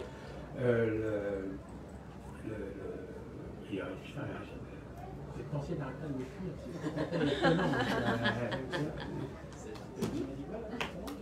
Qui m'a remis sur les rails. Ah oui, voilà. Et ce qui était très intéressant, c'était que cette élucidation de l'énigme, c'est pas un roman. C'est-à-dire que parce qu'il y a des paradoxes là quand même. Non, c'est une boucle. Ah, les récits se nourrissent de mots, de récits, la réalité se nourrit de ça, et qui elle-même produit des textes qui se nourrissent, même si vous imaginez des trucs, ben, même si c'est votre imagination, voilà, enfin, les romans, sauf si c'est de la pure poésie langagière, en tous les cas, ça. Donc, il y a une espèce de boucle. La réalité est tissée de récits qui produisent des récits d'imagination, des livres, etc., qui eux-mêmes vont finir par réinvestir la réalité. Et là, ce qui était vraiment génial, c'était qu'à la fin, c'est un livre, un roman, qui met l'habillement et l'explication sur la voie de l'élucidation de ce qui s'est passé. Et ça, pour moi, c'est parfait, c'est l'exemple parfait d'une entropie voilà, du monde, voilà, une entropie de l'imagination et des récits. Je peux? Ouais. Vite, c'est parce que quoi, on arrive vraiment que au...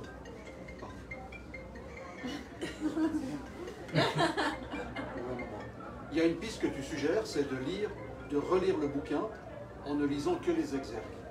Ah oui. Alors, bon, je vais faire bref, c'est un exercice que je vais tenter.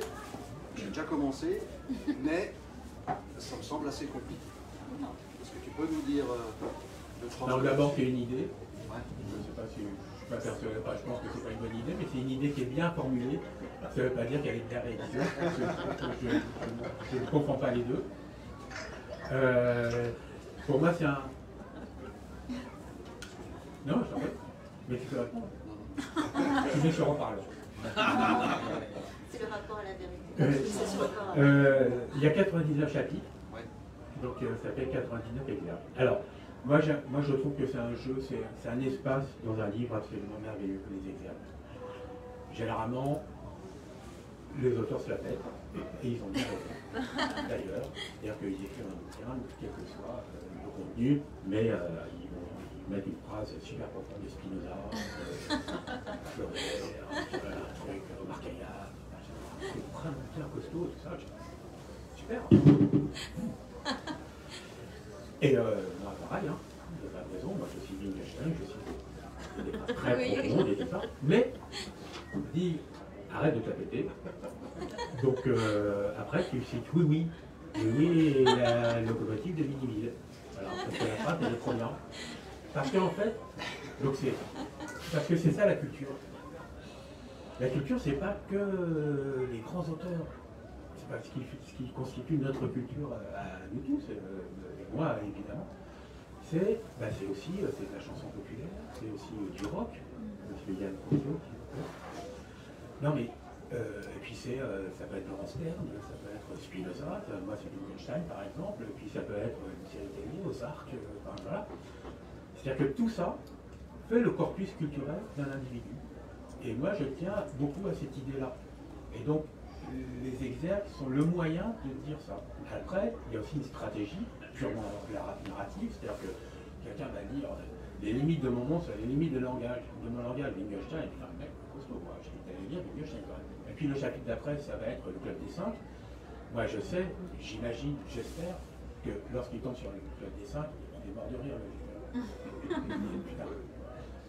Et moi je fais 900 pages, et je fais 900 pages, j'essaie de me débrouiller pour que le lecteur tourne les 900 pages. C'est-à-dire que je ne le lâche pas. Je n'écris pas pour moi, j'écris un livre pour qu'il soit lu. Je veux mettre tout ce que je veux dans mon livre, mais de telle sorte que le lecteur, il aille au bout des 900 pages et qu'il tourne, et qu'il tourne, et qu'il tourne, et qu'il aille au bout. Parce que donc, je sais que si je fais un exergue qui va le faire poiler, je sais que je le garde pour 5 pages. Pendant 5 pages, j'ai un crayon. Au bout de 5 pages, peut-être qu'il va dire, bon, fais chier là, putain, il reste encore que ça. Donc, et moi, j'intègre ça, c'est-à-dire que généralement, dans les bouquins, je termine la suérique. Mais, ouais, non mais, parce que la question du format, c'est super le format. Tout le monde est dit, putain, gros livre. Bravo votre éditeur. Bravo. En fait, c'est une question assez puissante finalement. La première question, c'est gros, je sais pas, parce que quand vous dites ça, en fait, vous parlez de votre manque de temps. Ça n'a rien à voir avec la grosseur de mon livre. Vous avez peut-être le temps de lire 5 pages, pas 200, et ça c'est votre manque de temps, donc s'il vous plaît, parlez-moi de votre manque de temps, que je respecte tout à fait, ne me parlez pas de la grosseur de mon livre. C'est deux choses différentes, voilà, première chose. Ensuite, il y a un enjeu qui est presque politique. Qui a dit que, alors une histoire d'amour, une romance, je ne sais pas quoi, un roman policier, un livre de science-fiction, tout ça, ça devait faire entre 200 et 250 pages. Qui a dit ça? Toutes les histoires ont le même format? Ben non. Donc ça veut dire que là, il y a une contrainte. Alors une contrainte, je ne sais pas, elle est peut-être marchande. Parce que les libraires, je sais pas, pour les journalistes aussi, beaucoup, hein, ils n'ont vraiment pas le temps de lire 100 pages, je le confirme. Et donc cette contrainte-là, qui n'appartient pas à la littérature, il n'y a aucune raison que moi je me l'impose. Il se trouve que je ne cherche pas à faire 900 pages, je n'ai pas cherché à faire les 800 pages dans les dossiers. Et si l'histoire que j'entreprends de raconter m'amène à faire 900 pages, là l'enquête m'amène 900 pages, et ben je vais faire 900 pages, et je ne vais certainement pas couper 100, 200, 300, 400 pages, pour que ça rentre dans un format, parce que qui dit format, dit formatage. Ben non, je ne vais pas faire ça. Alors, évidemment, trop gros, évidemment, pas de prix, évidemment, tout ça. Mais je m'en fous, moi, j'essaie de gagner ma place au paradis, donc je paye mes 900 pages. Bon, bah merci, je propose qu'on poursuive peut-être après autour d'un verre, etc. Oui. Mais je dois poser une question rituelle au Bain des Paquis à Grégoire. Pour toi, qu'est-ce que c'est que les Bains des Paquis? Qu'est-ce que ça t'évoque, ce lieu? J'adorerais me baigner au Bain des Paquis. Et là, je suis content parce qu'il y a un côté bleu, hein, tu vois, j'ai un peu de piscine. Et en fait, c'était, je sais pas, ouais. Et nous, on est des petits poissons dans l'aquarium. Absolument, nous sommes des petits poissons dans l'aquarium. Et d'abord, je ne sais pas que dire si ce n'est remercier vraiment Eric, vraiment de l'invitation, remercier Yann Courtiot, vraiment, merci beaucoup. Parce que ça me change, et te remercier toi, parce que il y a une chaleur ici que moi je n'ai pas dans les salons littéraires ou que je n'ai pas forcément en librairie. Ça peut arriver, mais là, je trouve la démarche... je sais pas, je me sens mieux ici qu'ailleurs. Voilà, je veux dire comme ça. Merci. Merci.